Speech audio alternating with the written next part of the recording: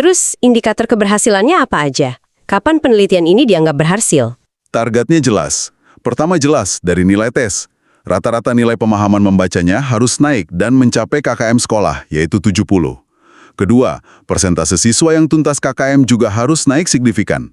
Targetnya, waktu itu minimal 85% siswa harus tuntas. Selain nilai, ada lagi. Ada. Dilihat juga dari peningkatan keaktifan dan partisipasi siswa selama proses belajar pakai NHT, sama sikap siswa terhadap kegiatan membaca juga diharapkan jadi lebih positif. Oke, kerangkanya jelas banget. Nah, mari kita lihat apa yang terjadi di siklus 1. Ini kan percobaan pertama NHT ya. Gimana hasilnya? Oke, siklus 1. Guru menerapkan langkah-langkah NHT sesuai rencana awal tadi, bentuk kelompok heterogen 45 siswa, kasih nomor, sampaikan materi bacaan, kasih LKS berisi pertanyaan, siswa diskusi dalam kelompok, guru panggil nomor acak buat jawab, terus kasih umpan balik. Hasil tesnya gimana setelah siklus 1 ini? Ada peningkatan dibanding pretest? Ada peningkatan, tapi mungkin belum sesuai harapan penuh ya. Jadi, nilai pretest rata-ratanya kan 69, nah setelah siklus 1, rata-ratanya naik jadi 71. Naik 2 poin ya? Lumayan lah. Terus jumlah siswa yang tuntas KKM gimana? Nah, ini juga naik kalau di pretest cuma 10 siswa atau 41,7% yang tuntas KKM 70. Setelah siklus 1 jadi 17 siswa atau 70,8% yang tuntas. Oh, lumayan juga naiknya ya dari 41% ke hampir 71%. Berarti ada dampak positif awal nih dari NHT. Tapi target 85% tuntas belum tercapai ya? Belum, masih ada 7 siswa, sekitar 29% yang nilainya di bawah KKM, jadi menunjukkan ada dampak positif awal, tapi masih perlu perbaikan. Baru pemanasan aja nih kayaknya. Kalau suasana di kelasnya gimana? Hasil pengamatannya bilang apa? Secara umum sih, hasil observasi aktivitas siswa itu masuk kategori baik. Rata-rata skornya 3,05 dari skala 4. Artinya, siswa udah mulai ada partisipasi, interaksi, fokusnya juga cukup baik. Tapi apa? ada catatannya. Partisipasinya itu belum rata.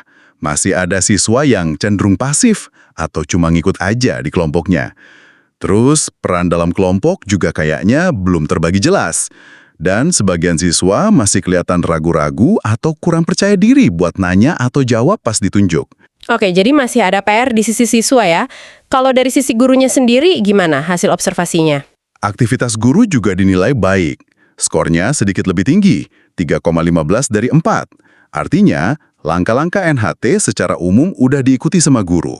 Tapi ada beberapa area yang bisa ditingkatkan lagi. Misalnya, pengelolaan waktu kayaknya perlu lebih dioptimalkan, biar semua tahap NHT berjalan efektif.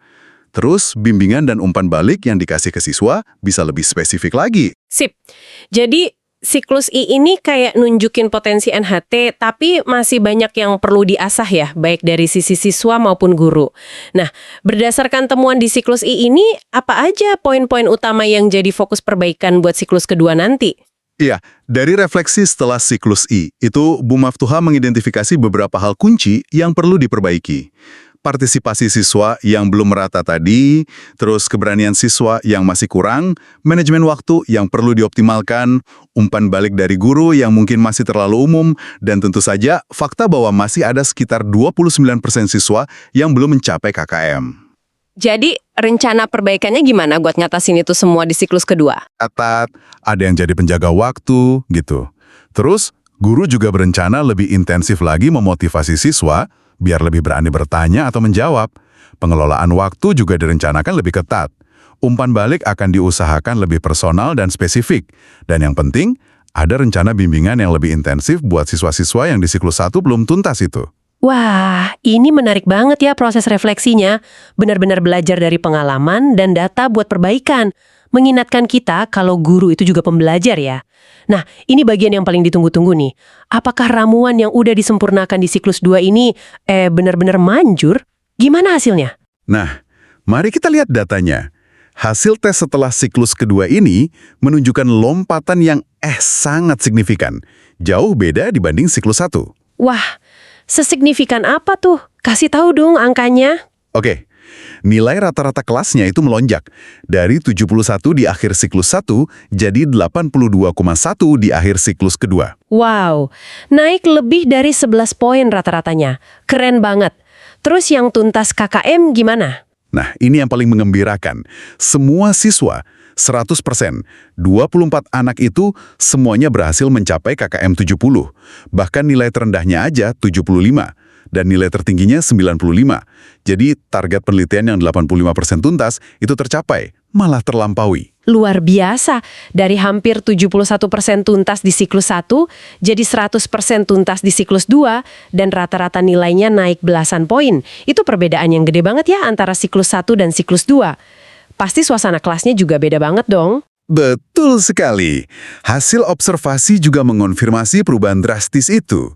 Aktivitas siswa dilaporkan meningkat nyata di semua aspek yang diamati. Partisipasi siswa mencapai 90%, interaksi antar siswa 92%, keberanian bertanya dan menjawab 85%, fokus belajar 90%, antusiasme juga tinggi di 88%. Jadi, kelihatan siswanya jauh lebih hidup, lebih aktif, lebih kooperatif, dan lebih percaya diri.